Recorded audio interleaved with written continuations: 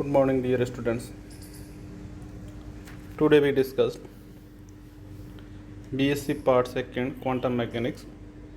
Topic is eigenfunctions and eigenvalues. माना किसी विशेष फलन साई पर जब कोई संकारक, सपोज संकारक माना हमने ए, संक्रिया करता है तब निम्न समीकरण प्राप्त होते हैं। यानी साई के ऊपर ए से ऑपरेट करवाया, संक्रिय करवाई, तब हमें मिला स्मॉल ए साई, जहाँ स्मॉल ए एक कांस्टेंट है तथा अर्थात जब संकारक किसी विशेष फलन पर संक्रिया करता है तब परिणाम स्वरूप वही तरंग फलन साई किसी कांस्टेंट से गुणित होकर प्राप्त होता है। ऐसा होने पर विशेष फलन साई को संकारक ए का आइगन फलन या अभिलाक्षणिक फलन कहते हैं तथा स्थिरांक ए को या कांस्टेंट ए को आइगन वैल्यू कहते हैं। तो यहाँ या अभिलाक्षणिक मान कहते हैं। तो यहाँ आइगन फंक्शन और आइगन वैल्यू के लिए जिस हम किसी भी फलन के ऊपर किसी भी ऑपरेटर से जब उसको ऑपरेट करवाते हैं या उस ऑपरेटर की या उस संकारक की संक्रिया करवाते हैं तो संक्रिया के उपरांत हमें वही फलन किसी नियतांक से के गुणनफल में हमें प्राप्त होता है। यानी कि स्वयं वही का वही हमें अवस्था फलन तरंग फलन प्राप्त होता है। तो उस संकारक के लिए यह तरंग फलन जो है वो आइगन फलन कहलाता है तथा जो हमें कांस्टेंट वैल्यू मिलती है वो वैल्यू आइगन वैल्यू कहलाती है।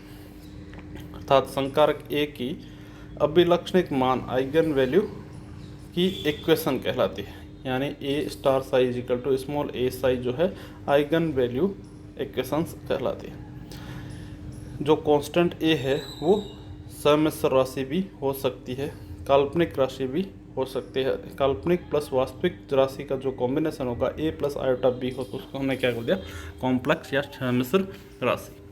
लेकिन क्वांटम यांत्रिका में या क्वांटम मैकेनिक्स में प्रेक्षण योग्य चार राशियाँ जैसे ऊर्जा, संवेग, स्थिति आदि के संगत हर्मिशन संकारक होते हैं और हर्मिशन संकारकों के आइगन मान सदैव वास्तविक ही प्राप्त होते हैं।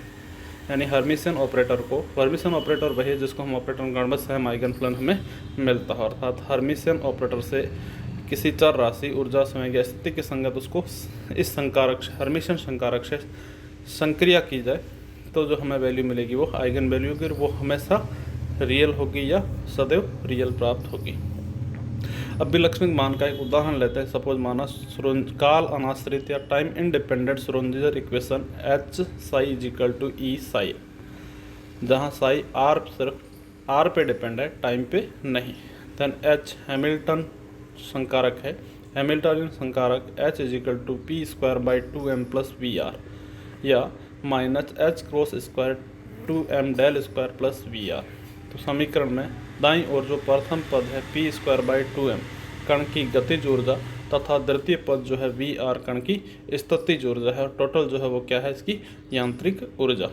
तो हैमिल्टन संकारक H का आइगन फलन है तथा आइगन फलन के संगत आइगन मान E है। यह आइगन फलन कण की कुल ऊर्जा का प्रत्यास्थ मान या एक्सपेक्टेशन वैल्यू देता है। तो समीकरण 2 को हम हल करके देखें तब हमें साई आर तथा ई के कई मान प्राप्त होते हैं, जिसको इस प्रकार से लिखा हमने H psi N is equal to E N psi n, जहाँ एन इज इक्वल टू 1 2 3 अर्थात आइगन फलन तथा आइगन मानों को निर्देशित करने वाला पदांक सबस्क्रिप्ट है। अन्य उदाहरण में हम देखिए अवकल समीकरण operator A is equal to del by del X हो तथा चर घातांकी फलन psi x is equal to N E A X पर विचार करें तब A psi x is equal to del by del X then A N E की पावर ए एक्स, जहाँ ए साई एक्स, जहाँ ए इज इक्वल टू क्या हो गया, जो कांस्टेंट है वो ए एन। यह समीकरण अभिलाक्षणिक मान समीकरण अतः समीकरण के संकारक A del by del x का आइगन फलन है तथा psi x is equal to N E A x तथा इसके संगत मान ए। नेक्स्ट है इस आइगन फलन या आइगन मान की अपभ्रष्टता या डीजनरेसी। माना किसी संकारक ए के लिए अभिलाक्षणिक मान निम्न है A psi N is equal to A N psi N, अर्थात संकारक ए के आइगन फलन साई एन तथा संगत आई मान साई एन कई बार पाया जाता है। अर्थात किसी एक आइगन मान ए एन के संगत एक से अधिक आइगन फलन psi n 1 psi n 2 psi n अस्तित्व में होते हैं तो एक दूसरे के सापेक्ष रैखिक स्वतंत्र होते हैं, अर्थात A psi N one is equal to A one psi N one, operator A psi N two is equal to A N psi N two, operator A psi N three is equal to N A N psi N three. इस अवस्था में अर्थात जब किसी एक eigen फलन के संगत एक से अधिक रैखिक स्वतंत्र आइगन फलन विद्यमान हो तब आइगन मान अपभ्रष्ट कहलाता है। यानी जो कांस्टेंट वैल्यू आइगन वैल्यू आ रहा वो बार बार किस एक से अधिक बार आइगन फलन के लिए आ रही हो, या जो साई है साई के लिए प्राप्त हो रही हो, तो इस कंडीशन को या इस आइगन फलन को हम क्या बोलते हैं, आइगन मान की अपभ्रष्टता। अपभ्रष्ट है और इस गुण को अपभ्रष्टता, अर्थात किसी एक आइगन मान ए एन के संगत जितने रैखिक स्वतंत्र आइगन फलन होते हैं वह संख्या अपभ्रष्टता अंश कहलाती है।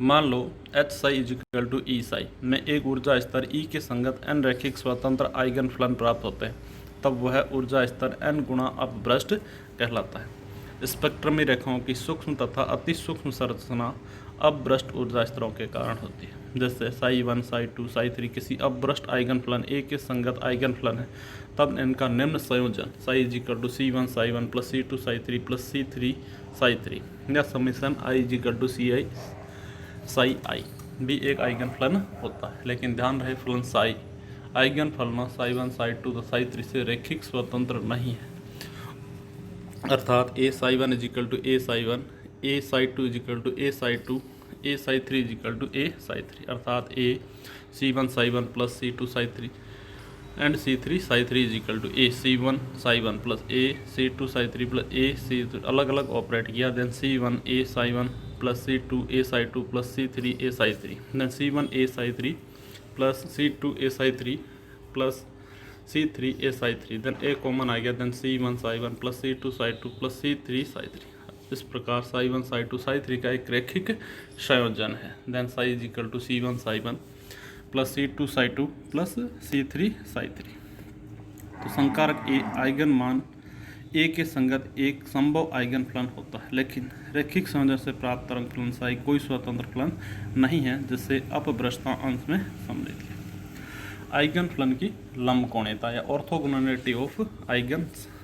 दो अवस्था फलनों साई तथा फाई लंबकोणीय कहलाते हैं यदि वे निम्न लंबकोणीयता या ऑर्थोगोनैलिटी कंडीशन का पालन करते हैं, अर्थात psi star phi dv is equal to 0, जहाँ आयतन समाकलन संपूर्ण आकाश के लिए, अर्थात आइगन फलनों की लंबकोणीयता। माना किसी निकाय के लिए कुल ऊर्जा के संगत हैमिल्टनी H के लिए आइगन मान निम्न समीकरण से प्राप्त है, H psi N is equal to E psi n, जहाँ साई एन आइगन फलन ई एन आइगन मान, यहाँ यह माना गया है कि ई एन नॉन डीजनरेट या अनभ्रष्ट आइगन मान है, अर्थात प्रत्येक आइगन मान ई एन के लिए एक ही रेखीय स्वतंत्र आइगन फलन साई एन अस्तित्व में है। तब किन्हीं दो भिन्न भिन्न आइगन मानों ई एन व ई एम तथा इसके संगत आइगन फलन साई एन व साई एम के लिए अभिलाक्षणिक समीकरण H psi N is equal to E N psi N व H psi M is equal to E M psi M. समीकरण 3 को बाई ओर से साई स्टार से गुणा कर आयतन समाकलन करने पर psi m star H psi n d v is equal to E n integration psi m star psi n d v. समीकरण 4 की सम्मिश्र सयुग्मी कॉम्प्लेक्स कॉन्जुगेट समीकरण निम्न होगी H psi m star is equal to E M psi star, क्योंकि एक Hermitian संकारक के लिए आइगन मान वास्तविक होते हैं, अतः E m star is equal to E M.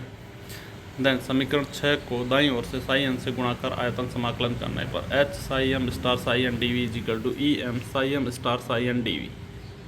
क्योंकि हैमिल्टन संकारक एक हर्मिशन संकारक है, अर्थात हर्मी संकारक की परिभाषा से H psi m star psi n d v is equal to integration psi m H psi n d v होता है, अर्थात समीकरण 7 का उपयोग करने पर psi m star H psi n d v is equal to E m integration psi m star psi n d we.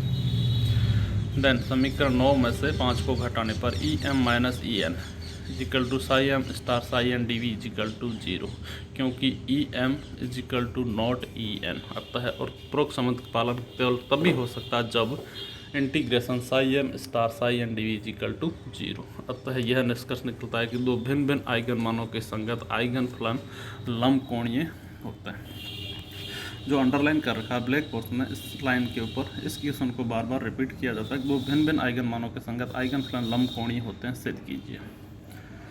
इसी प्रकार श्रोडिंगर समीकरण H psi n equal to E n psi n के विभिन्न रेखीय स्वतंत्र आइगन फलन जिसके संगत आइगन मान भिन्न भिन्न या लंबकोणीय होते हैं, जैसे psi star psi n dv equal to 1 हो, देन प्रसामान्यीकरण या नॉर्मलाइजेशन कंडीशन होती है। यदि उपरोक्त प्रतिबंध को लंबकोणीय प्रतिबंध के साथ मिलाकर लिखा जाए, psi m star psi n dv equal to 0 जहाँ m equal to not n, psi m star psi n dv equal to 1 यदि m equal to n, then integration psi m star psi n delta v equal to delta m n, जहाँ delta m n Kronecker delta कहलाता है, जिसके लिए delta m n equal to 1 यदि m equal to n है और delta m n equal to 0 यदि m is not equal to n।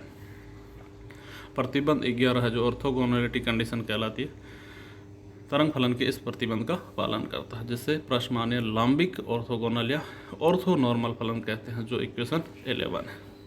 Thank you. Next हम अगले वीडियो में चर्चा करेंगे।